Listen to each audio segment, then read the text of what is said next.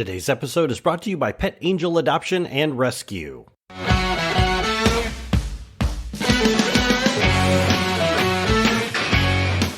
Hello, everyone, and welcome to the Call of Leadership podcast. We interview those in our Michigan community who answered the call of leadership, and we hear their powerful stories and get their advice. I am your host, Cliff Duvinois, and our mission to inspire others to be better leaders for themselves, their family, and their communities.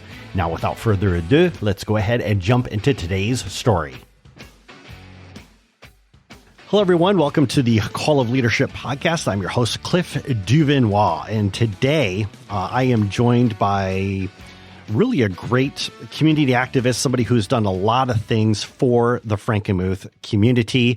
It's a pleasure and it is an honor to have her on the podcast today. Adele Martin, welcome to the show. Thank you. Thank you. It's good to see you again. Yes, it's good to see you. So just for our audience members, just really quick, Adele and I actually graduated high school a few days ago. Yep. So just really quick, give us a little bit about your background. Where are you from? Where did you grow up? A little bit about your journey. Great. So I grew up in Vassar, which is just a little skip away from where we are right now, about 5 or 10 minutes away, on a farm. Played outside in the summer, played in the barn, rode a go-kart in the woods, that sort of thing. And then when I was in about 8th grade, we moved to the river side of Vassar and spent my high school days ice skating, sledding, riding my bike into town, just kind of being an outdoors kid. You graduate from high school and you decided to go into the educational field. What was your thinking behind going into education? You know, my calling was, I think, working with kids, just always trying to improve our life, improve kids' lives. And there's such a joy in being with kids. I can't remember a day in education where I haven't laughed or enjoyed what I've done. And when you're around kids, and it doesn't matter now that I'm in a high school setting here, whether it's with kindergartners, preschoolers, or whether you're sitting with a group of seniors at lunch, they're all pretty great people. And our world is in great hands. So where did you wind up going to college at? I went right near us, Saginaw Valley State University, studied in education, and had a chance to be in all sorts of schools. They made sure that we were in rural settings, suburban settings, and urban settings. Lots of experiences right from day one. After that, had a principal. During my first year of being a teacher, he said to me I was going to go into early childhood, and he stopped me in the hallway and he said, you know, I'm not sure if that's for you. I really think that you might be a leader. Have you thought about administration? And there's people in my life who have spotted things before I saw them. And so I went and learned a little bit about administration and got a degree in it. At that point in time, I came to Frankenmuth School District and taught 4th grade. And again, there was people in my life who saw things before I did. And they pointed me in the direction of being a principal at the elementary school here in Frankenmuth. Then again, that happened again, and I became the superintendent here in Frankenmuth. What was the decision to come to Frankenmuth? Because I know you taught at a number of schools before you came to Frankenmuth. So what was it that made you decide that I want to get a job, I want to teach at Frankenmuth? I think it was coming home. In high school, I worked in Frankenmuth, right, at the fudge shop here in Frankenmuth. I worked in college at Tiffany's. I was a waitress. It was just an opportunity to come a little bit closer to home. I worked in Carlton, which is here in Saginaw County, great school district and phenomenal teacher mentors, but just a chance to be at home. And that was kind of what led to that decision. And what did you, because you talked before about, and your choice of word was interesting because you said calling, right? When we talked about education, the superintendent at that time said you should go into administration, start taking classes that way. So you started doing it. What made you think that this was something that you would want to pursue? I think it had to do with the challenge. I think it had to do with making the world a better place. I think it has to do with perhaps I have a little bit of ADHD in me and I want to see as much and do as much as possible with people. I love being in classrooms, the celebrations that take place, and I really think that I have the opportunity as an administrator to talk about what's happening in our classrooms. I think sometimes teachers and educators in schools, they really get a bad rap. We only get a whole lot of press on things that are not good that are happening. And really, there is so much to celebrate with what's happening every single day in classrooms and every single day, whether it's the time that you go in and kids are first reading Valentine's in first grade. That's awesome. I mean, you work so hard as a first grade teacher on reading. It's about this time of year that it all clicks. You go into a classroom in first grade, and as a teacher, you sit back and you celebrate because they're reading and they're reading on their own and they are getting jokes that they read for the very first time. You cannot describe how amazing that is as a teacher. And it's just as exciting, here at the high school when kids write a paper and all of the things that you've been working on in class, when they all gel together and a student, it clicks. And they get it. And they get it. Yes. I don't know what it is about that phrase, but when they get it, you go home and you are just satisfied. Well, it sounds like it's not only you get to see the fruits of your own labor, but you get to see the fruits of the students' labor as well. Yes. Yes. And to be able to tell their story. I think that's where we see in them what they don't see in themselves yet. That's pretty cool. Interesting. It sounds like that would be a mark of a good educator. I would hope so. That's who we try to recruit. Yes. This is something I have to ask. I actually did some research on this before we did the interview, and I was actually shocked when I started taking a look at the statistics out there. So roughly about 80% of educators out there are female, but only 13% of superintendents are female. That threw me for a loop. I was really surprised at that disparity. Why do you think that is? I noticed that when I was getting my training in superintendency as well. I think the original group we started out with was about 36 people, and I would probably say maybe 8 or 9 of them were women. And by the time we ended the class, there was about 15 of us left and maybe just 2 females. I don't know if it's the rigor of the schedule. I'm not sure if it's the people who are behind the scenes supporting you.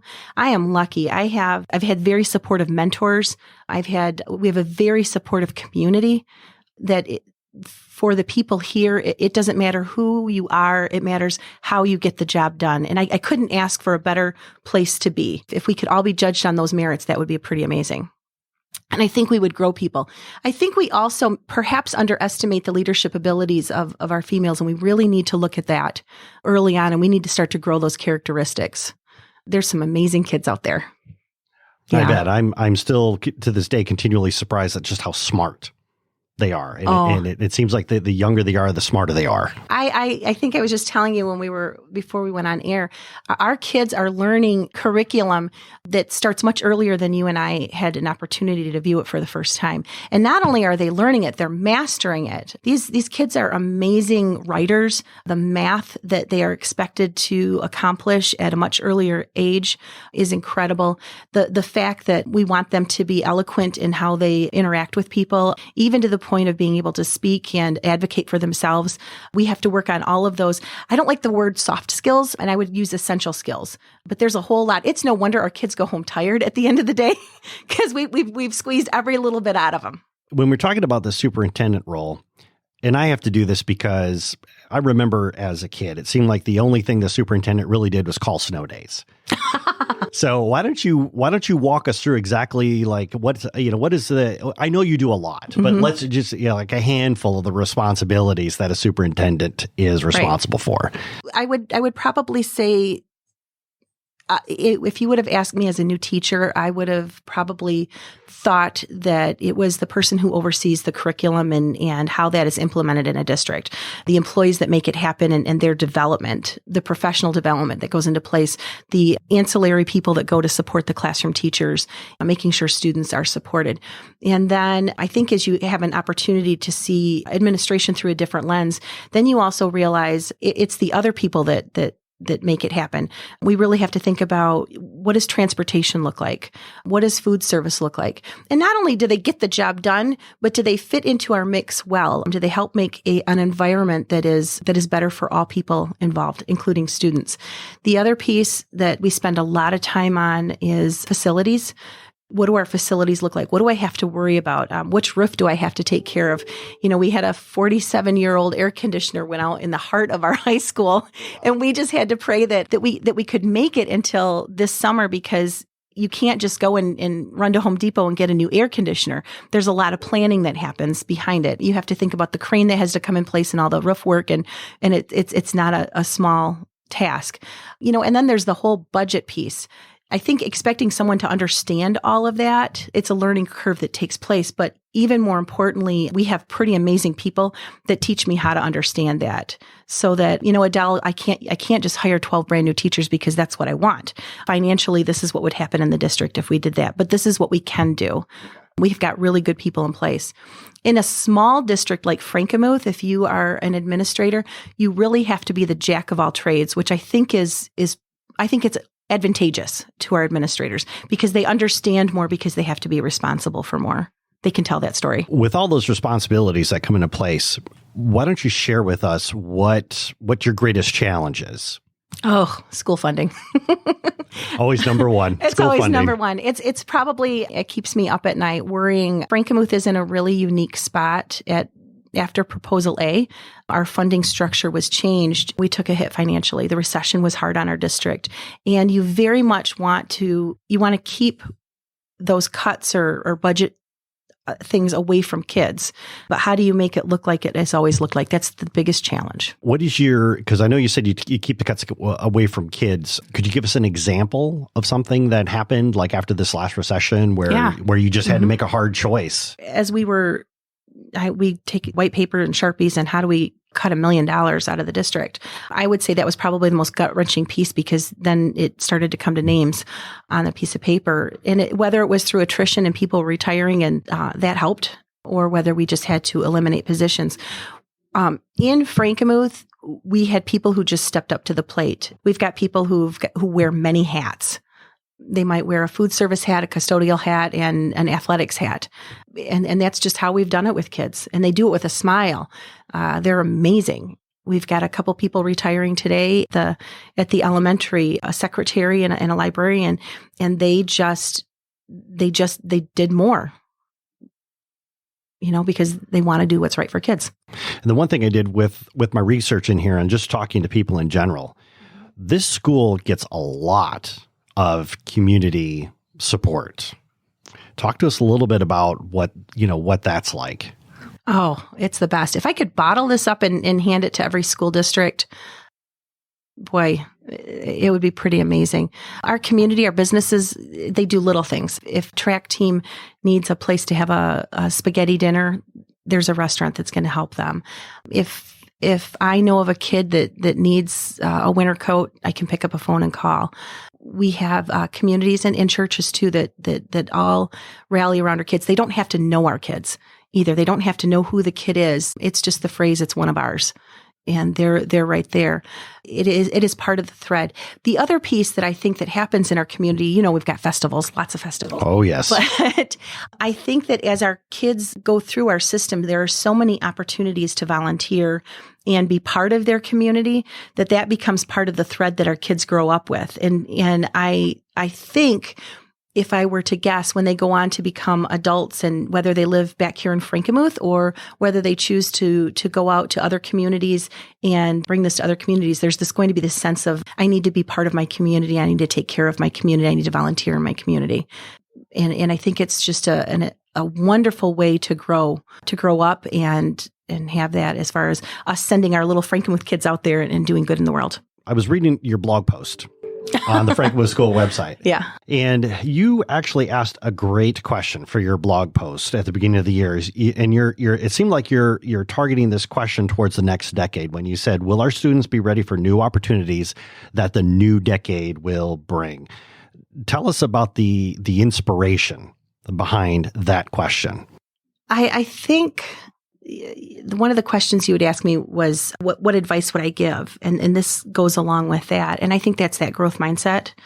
Are we raising kids with a growth mindset so they're not stagnant? They're not, this is how I've always done it, I can't change.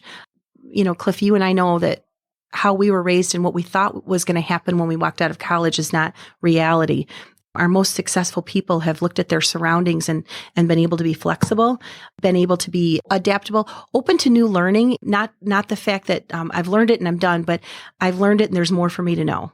I think that's probably where where I'm going with that. We want kids that can recognize that their eyes are open and they're willing and I hope excited. Because I think we live in a time now, and you'll have to tell me your thoughts on this. We live in a time now where you're a lifelong learner.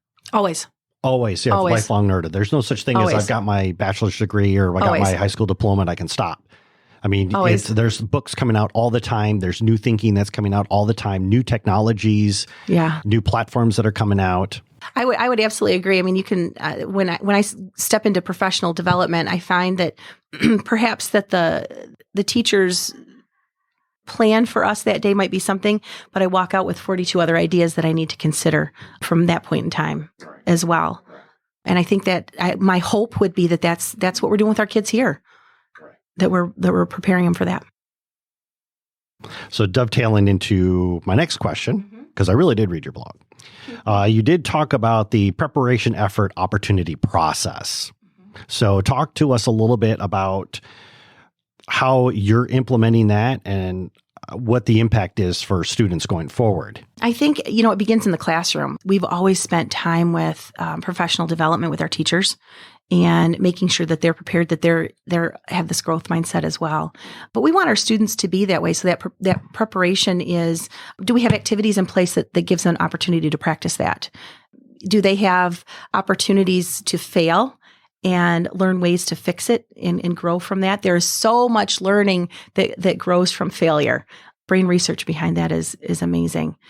And just, I think, to remind people that schools and our schools are a good place to have that failure happen, so we can pick you up and dust you off and go on to the next project. Today's episode is brought to you by Pet Angel Adoption and Rescue. Cats bring all kinds of joy to your life. They make great companions while you read the newspaper or binge watch your favorite television show. If you're thinking about adopting one, then check out Pet Angel Adoption and Rescue. Based in Frankenmuth, Pet Angel Adoption and Rescue is a 501c3 nonprofit no-kill cat shelter. Over the last 16 years, they found loving homes for hundreds of homeless kitties. Each cat is fixed, vaccinated, and microchipped before going to their forever home. While waiting for you to adopt one, Pet Angel Adoption and Rescue has a superb, all-volunteer staff that loves and cares for each and every cat. To learn how you can support or, even better, adopt one of these cute kitties, visit their website at petangeladoption.com. Once again, that's petangeladoption.com. Their link is in the show notes below. And now, back to the show. Yeah, because I think that was one of the things that I personally realized when I started my journey back in my 30s was just how afraid of failure I was. Right. To the point where I was paralyzed because growing up through high school and into college, failure was just punished. If you made a mistake, you got an F in class, and I couldn't face my parents with that. So it was almost super easy for me to talk myself out of doing something versus actually pushing forward. So talk to us a little bit more about, your philosophy of failure's okay, as long as you learn. Tell us a little bit more about. Failure, I remember being a fourth grade teacher and when we would go over a test and I would talk about if a kid guessed at something and they got it right, there was minimal learning. But if you got it wrong and we could go through the why and show you the right path, the neuron development that happens and is reinforced because you see the path. Right. That's probably at a very basic classroom level. But then it goes back to what you just had to say, the fear of it and the paralyzing piece. I think if I could give advice to parents, that's on my list as well, is let kids make oopses, let them make mistakes, let them have the consequences. It's okay. This is real safe for those sorts of things to happen. Even when we get into probably some of our discipline areas and we don't have a whole lot of discipline here in Frankenmuth. We're pretty lucky, but when that happens, let them work through it and don't come in and save them. Does that make sense? Right. Because there's a whole lot of good learning that happens. And I'm going to tell you from a parent perspective, boy, is that hard. It is hard when your kid is uncomfortable and when your kid is struggling. It's hard not to go and fix it for them.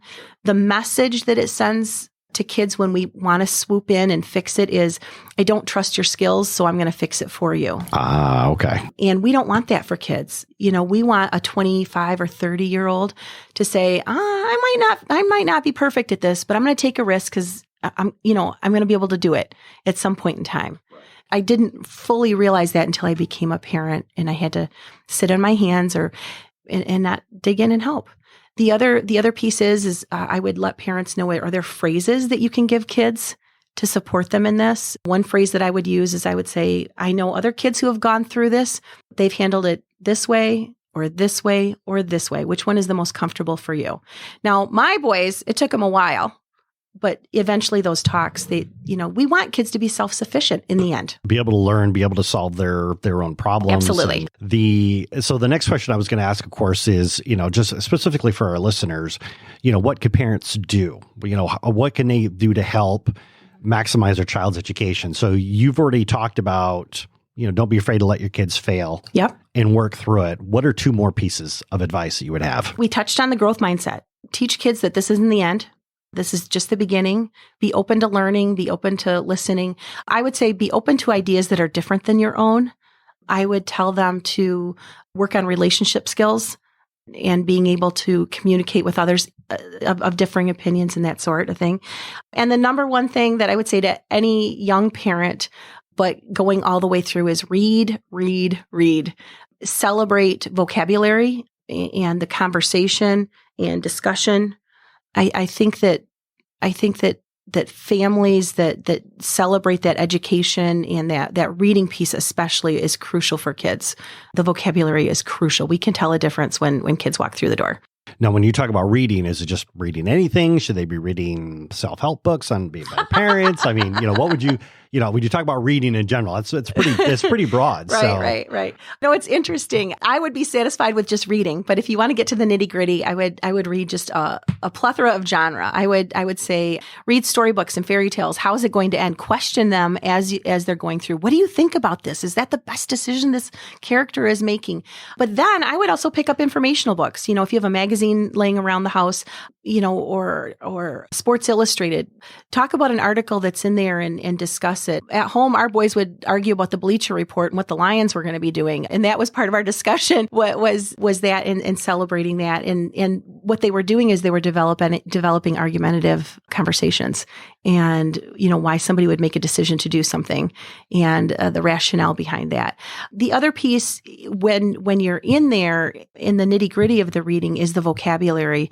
I think we underestimate the power of having a strong vocabulary when you go out into the world, and we can tell a difference with families that celebrate those words. And again, just lots of discussion. How was your day? And I'll tell you what, I got two boys. They come home and they go, good, fine. You have to pull some teeth and dig out what was going on in their lives. For the kids that are graduating and going off into the real world as young adults, from an educator's perspective, what is something that you would look at to be able to say, when a student's going out there, like, yeah, these kids are ready? What is it that you look for? I think from the school's perspective, we would want them to have skills in place so they can walk into a college or walk into a job or walk into a trade school and they're successful, they're adaptable. They have the ability to dig in when it gets hard. I think that the ability to work in groups and work with others is just really important.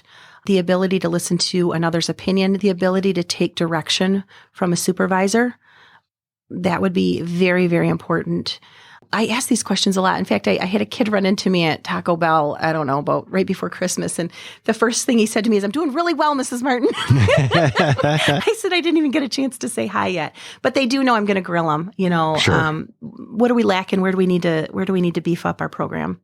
And again, I think it goes back to not only is it academics, but it's those essential skills that we need to give them opportunities to practice while they're here. You were talking before, you shared with me before I hit the record button here, you were talking about how you interview the 8th graders coming in, and then you turn around and interview the seniors as they're going out.